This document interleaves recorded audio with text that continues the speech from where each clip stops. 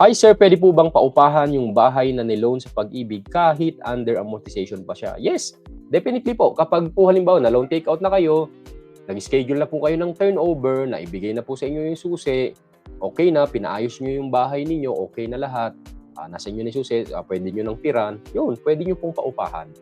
Para, halimbawa, yung collection nyo ng renta, ay yun na yung nagbabayad ng amortization po ninyo. Pwede po yun.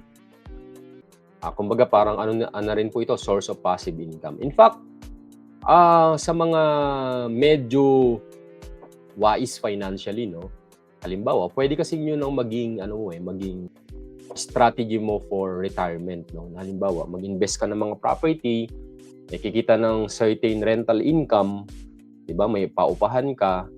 Tapos eventually kapag nag-retire ka na, kumikita ng upa yung mga na-invest mo na bahay.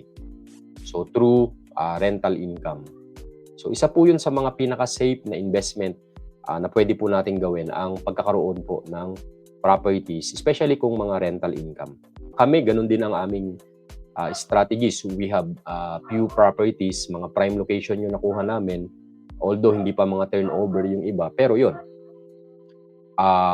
Mag-generate ng rental income yun eventually. Kasi mga corner units, malapit sa gate, mga ganun yung inabail po namin na ibang property.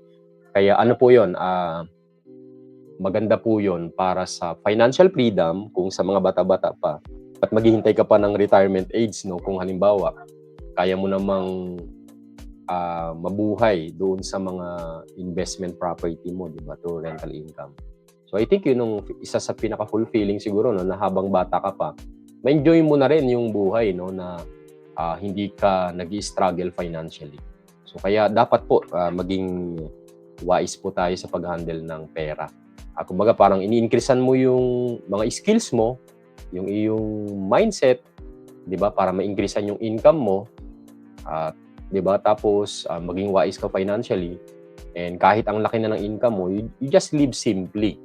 'Di ba? Pero kung halimbawa nasa sayo naman yung kung sobrang laki ng kita mo, nasa sayo na yung kung paano mo paano yung style of living, no? Pero halimbawa sa akin, I chose na simple lifestyle lamang para kumbaga parang yung pera, no, medyo mainit talaga sa kamay ng tao kapag may pera, no. Dapat nga ang binibuild natin yung pang hanggang second generation na ng lahi natin, no, na hindi na sila mamomroblema ng pera. So sa akin kasing pananaw, tama naman na hindi mo madadala yung pera sa kabilang buhay. Pero meron kang pag-iiwanan, 'di ba? Pag-iiwanan ka na anak, 'di ba? Na nasusunod na henerasyon sa iyo. So kung sila hindi na nila kailangan ng talagang 9 to 5 job, 8 to 5 job, 9 to 6 job, na hindi na sila mag-struggle financially. Tapos naipamana mo yung work ethic, yung right attitude. So magtutuloy-tuloy 'yun. Ibig sabihin, mas marami silang magagawa.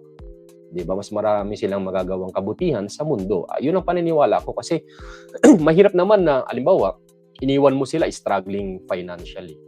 So nakatutok lang sila paano kumita ng pera. Kasi kailangan nilang buhayin yung sarili nila, buhayin nila yung pamilya nila. So wala na silang masyadong freedom doon sa ibang bagay na pagkakawang gawa, pagtulong sa kapwa, 'di ba? Pero kung iniwanan mo sila ng wisdom, naipasa mo yung tamang attitude, tamang work ethic, and then financial resources, 'di ba?